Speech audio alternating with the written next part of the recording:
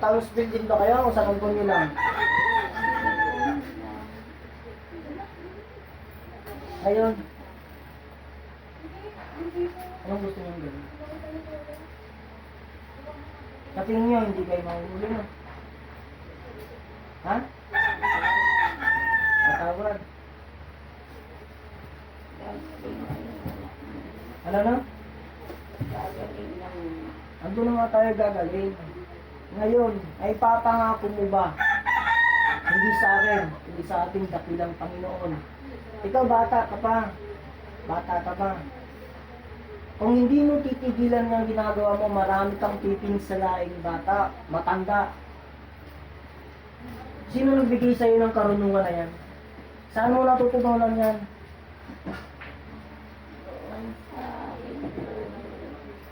Buhay pa, tuwin mo, buhay pa.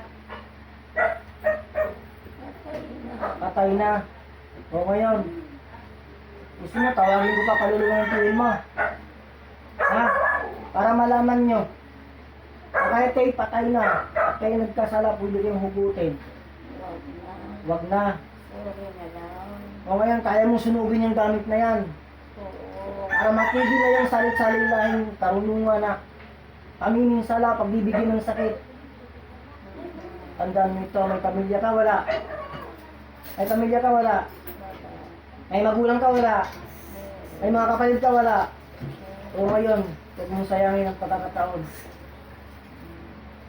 Bibigyan kita ng isang pagkakataon, ha? Pag hindi gumaling yun, tas yung bata bukas, pasensyahan tayo, ha? Sa ganyan yan.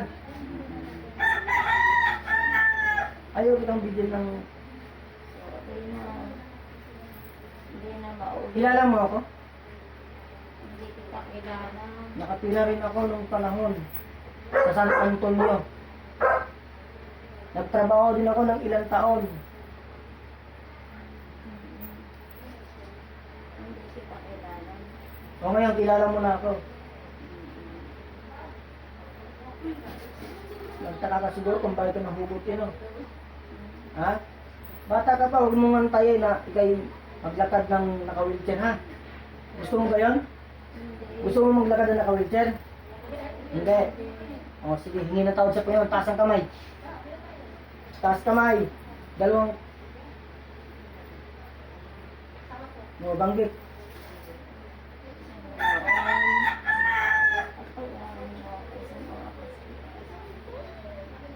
Marami kang binigyan ng sakit. Sige, hingi ng tawad. Sige. Hindi. Napatawag ako ng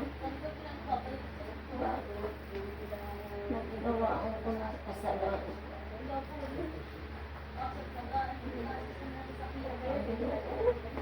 Kung hindi ko ako ng tawag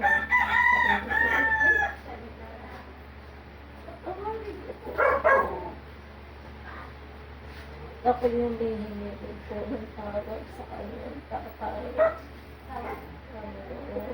Hindi na po mauulit.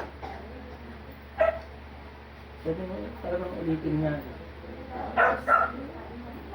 Kasi pag hindi mo tinigilan yung panginsala, hindi na ako makakalaban mo. Humihingi ko ang tawag sa inyo. Ngayon, kilala mo na ako. Kung ano yung nagagawa. Ang isang lingkod ng Panginoon. Magpapadala pa rin ang Panginoon ng gabay doon sa bata. Mag-monitor. Pag hindi mo tinanda ng bata, maglalakad ka naka-wheelchair. Hindi po ako ng tawag sa inyo. Wala rin po ako. Ang paghingi ng kapatawaran, isinasa puso at ginagawa, ha? Hindi lamang ito sinasabi. Nagkaintindihan. Bukal ba sa kalooban mo ang pagsisisi at paghingi ng kapatawaran? Sige, kung ganon, kunin mo yung gamit mo, librita, labas mo yung librita mo. Kunin mo, dali. Kunin mo.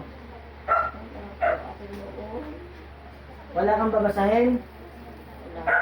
Paano mo nabigyan ng sakit ng bata? Pinagkukulang ko pa sa dasal. Yung totoo. Yun lang po talaga. Saan mo dinasalan? Nakita ko po siya. Oh. Kahit po, itanong mo doon sa anak mo. Hmm. Kita po kami, binasamang ulang po siya. Saan ka natuto ng dasal ng Panginoong Sala? Doon sa akin po yun. Nasaan na yung mga dasal na binigyan ng pinansan? Yun yung gusto ko na saan. Kunin mo. Hindi ko na po iningatan yun. Pinagagamit mo nga eh. Ibig sabihin, sa ulado mo. Hindi ko na po tanda. Kasi po, naawa po ako din sa anak mo. Nawa eh. Kung hindi ko nga lang tinawagan, dahil nagsabi sa akin na masama pakiramdam, masakit ang balakang, masakit ang hita. Hindi ko na po uulitin yun. Wala po akong pinanghahawakan. Ayaw ko pa naman ang sinungaling. Nagsasabi po ako ng totoo. Ngayon alisin mo yung nasa isipan mo ng mga dasal, ha? Oo. Yung mga dasal na sinalansan mo yung sa isipan mo, mapagbigay ng sakit sa mga tao, bata, matanda. Alisin mo, ha? Hindi natin kung mawawala ba. Hindi natin lang sa iyo. Bilang yun. Upang burahin ang nasa kaisipan, ang naturang mangkukulang na ito. Upang hindi niya magamit sa Panginoon. Hindi na ganahan ko. Upang hindi rin po siya malagay sa kapahamasan. Sa ating gagawin po na ating pinapating sa inyo. Upang siya naging mabuting tao, naging normal at hindi na nasa panginsala para ito. Isang prinsipyo dinisido sa Espiritu. Lusawin ang anumang nakasalang sa orasyon o dasal na ginagamit sa maitim na maika sa naturang mangkukulang.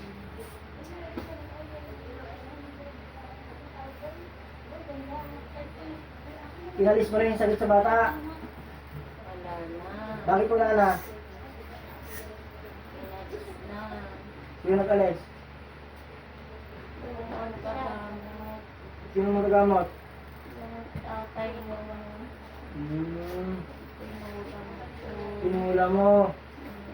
Tingin ka nga sa akin. Sino yung nagamot?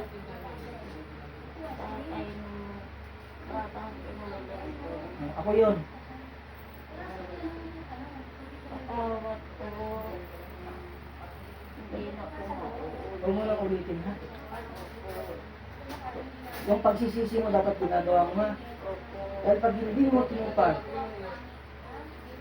patawarin din ako ng Panginoon. Subalit hindi akong gagawa nun. Maglalakad ka na naka-wheelchair ng habang buhay. Gusto mo yun?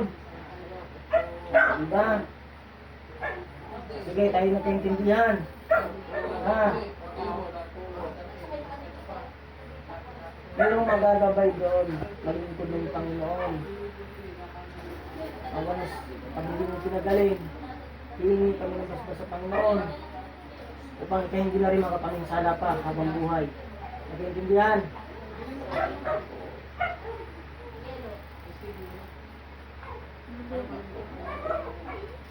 Hindi na mauulit.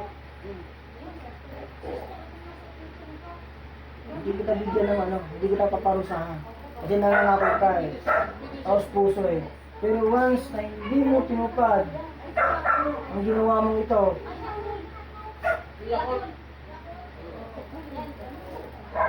salamat kung ganun, ha.